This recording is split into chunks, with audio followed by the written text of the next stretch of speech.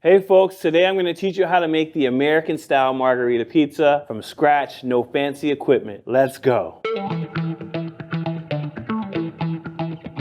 So let's just get right to it. My flour. I want to get 2 cups, approximately 236 grams of flour. So you want to get that measured out on a scale. You need to zero your scale out. That's also known as tearing. Interesting way that I like to do my pizza. I'm going to toss my yeast into my flour right away. You can also take some nice lukewarm water, and you can take that water and bloom your yeast. If you bloom your yeast, it's going to be nice and fluffy and frothy on top. And then you can add your dry ingredients. And I'm going to add a little sugar. It does brown the actual dough itself just slightly when you put it in the oven. Just a little sugar. You don't always have to. I'm American. This is the American style pizza. I'm gonna toss my ingredients like this. Look, you don't have to have all the fancy equipment at home, right? Water. I'm using sparkling water. You should use sparkling water too. What it does, it helps introduce more air into your dough. Just gonna do 3/4 cup. Perfect. Let's go. Okay, so I'm gonna toss my flour into my water, just like that. You want to kind of get a nice covering of it. Perfect. That's kind of what you want to do. And that's all you really need, folks. Flour, water, sugar, yeast, and you can make a dough. Now we're gonna get this dough on the table and have a little fun. I'm using a fork. Recommend you use a fork too, or you can just knead it with your hands. I'm just gonna introduce the water and the flour together very slowly. Get it nice and moist. Make sure you get everything on the bottom. That's why you want to put your water or any liquid when you're baking on the bottom, because you're able to get all of the dry ingredients in it equally. Now it's time to toss this on the board. We're gonna do a little pizza flour here. Just gonna get my board nice and ready. So this is a little mix of semolina flour and nice 00 flour. Toss it just like that. The kneading part, this is the fun part. So I got a nice piece of dough right on the flour. It's bouncing back. That right there is a slow bounce back. The more that it bounces back, the more the gluten has built up. And what we're about to do right now is build the gluten. We're not gonna build it too much though. You don't wanna over knead. Now the way you wanna knead is you wanna bring this, you wanna stretch it. Pull it back in, and then fold, and then push. Let's see this. Pull it,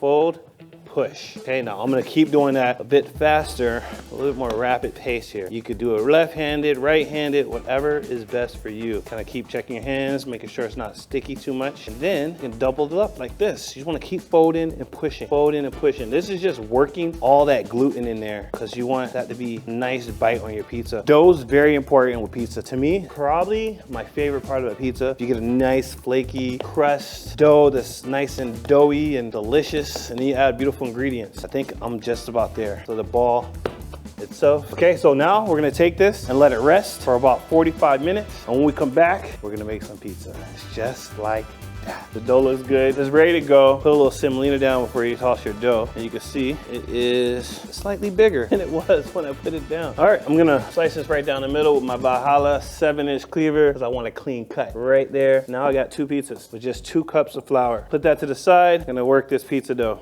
Okay. All right, your surface is very important right here because this is the part where we're gonna roll the pizza out. We're gonna have a little fun. How you make a perfect round pizza is you wanna have a perfect round base, and that's a perfect round base. So you just wanna pinch here on the edges. You can always see that little air bubble right there. That's a good thing. That means that yeast and that sparkly water. There you go. So now I wanna run my fingers around the edges so I can get a nice round base here. Very nice and round. And there we go. This part's fun part, stretching the dough like that. Be friendly to it and it won't fight back. If it gets too sticky, get some of this excess and just toss it on top. Now, we're gonna do a little fun here. Toss the dough. You can try this at home if you want to, or you can just try that.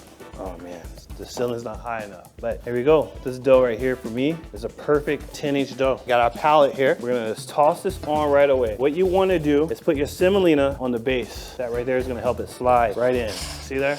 And you can continue to stretch it while it's on the nice palette here. And since we're making this at home, folks, we don't need all the perfect tools. You can use a ladle. I don't know if you guys got all that amazing equipment at home, you can use all the amazing equipment. But if you don't, do it like this. And with a cup, you know exactly how much sauce you're putting on your pizza. Look at that.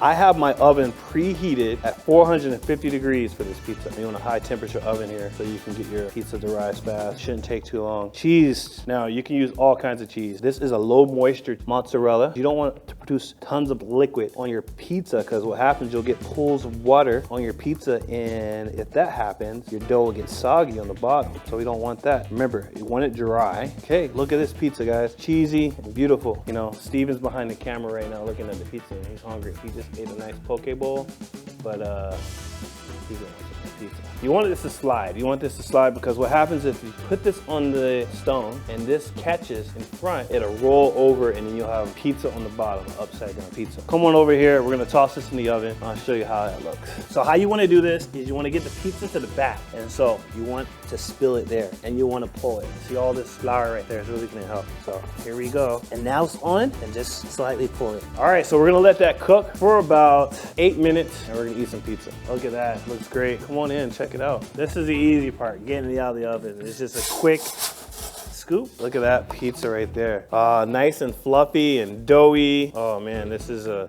great pie. What I wanna do is top this off with a little basil, add some freshness to it, and then we're done. We can eat some pizza. There you go, the American margherita pizza. And that's how you cut a pizza. Nothing completes a pizza like a Dalstrong pizza will. All right, guys, time for a bite.